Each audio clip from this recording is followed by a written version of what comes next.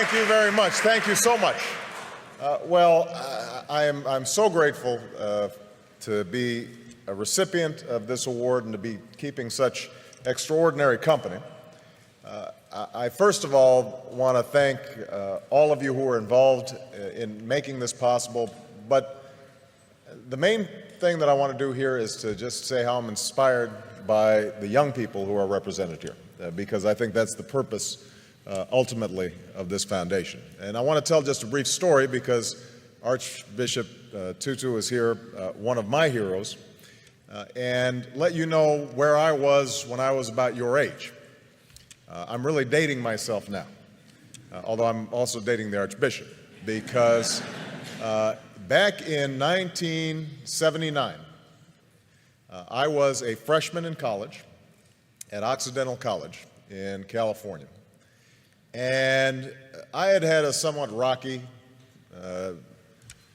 youth and teenage years. My father wasn't at home. I was growing up partly with my grandparents in high school. I'd gotten into trouble occasionally, was what my mother called a good time Charlie, meaning I wasn't really serious in terms of my studies, in terms of my work. Had some awareness of the world around me, had some sense of injustice and unfairness, but it wasn't finely honed, it wasn't well developed. And I remember in 1979 arriving as a freshman and doing what freshmen do, trying to figure out what courses are and trying to change your study habits and trying to identify that food in the cafeteria, what it is. And we were visited on campus by a couple of gentlemen from South Africa who were representatives of the ANC in 1979, 1980.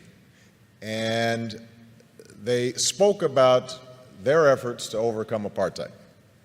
And for about an hour, myself and a group of students listened to these young men who were not much older than we were, describe the extraordinary struggles they were going through, the sacrifices that were being made, people who were enduring jail and torture and beatings because they had a sense that somehow, some way, justice would prevail.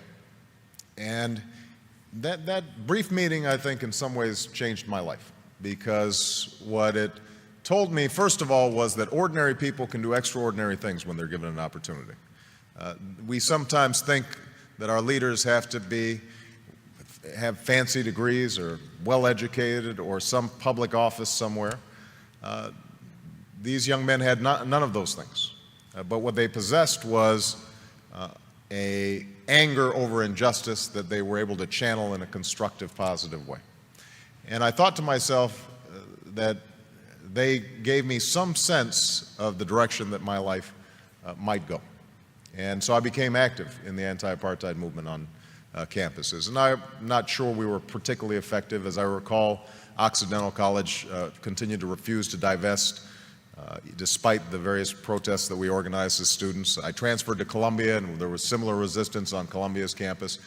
But over time, I like to think that I was part of that mosaic that applied pressure and ultimately helped those in South Africa achieve the extraordinary liberation that I would witness almost 10 years later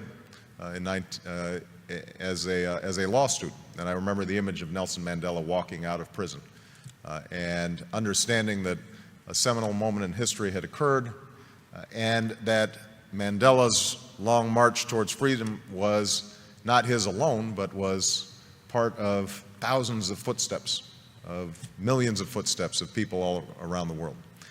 And I trace back me getting involved in politics to that moment, because as a consequence of that organizing on a college campus, I became a community organizer. As a consequence of a community organizer, after going back to law school, became a civil rights attorney. As a consequence of being a civil rights attorney, I entered the state legislature, and I now stand before you as a United States Senator and as a candidate for president. And so the primary message I guess I have in receiving this award is that all of you represent enormous potential and enormous possibility for change, because we all know that injustice still exists. It exists here in the United States, in every poor neighborhood, and every inner city, and every rural community all across the country. There is quiet desperation. Young people's lives are filled with sadness and desperation and anarchy and chaos.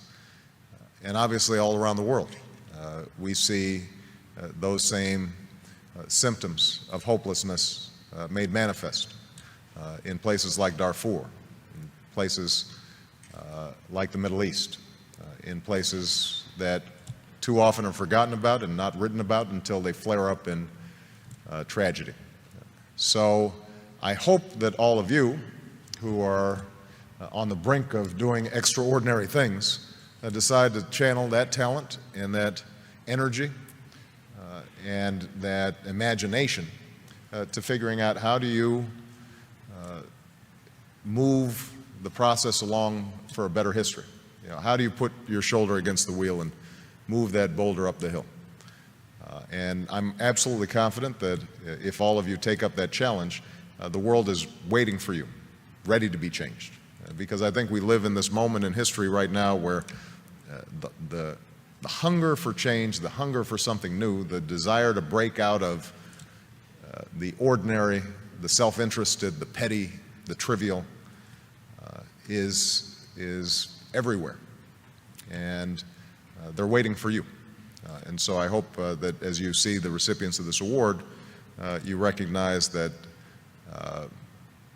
it's actually more of a tool to give you a little spark and drive you in the wonderful directions that I hope your lives take in the years to come. So thank you very much.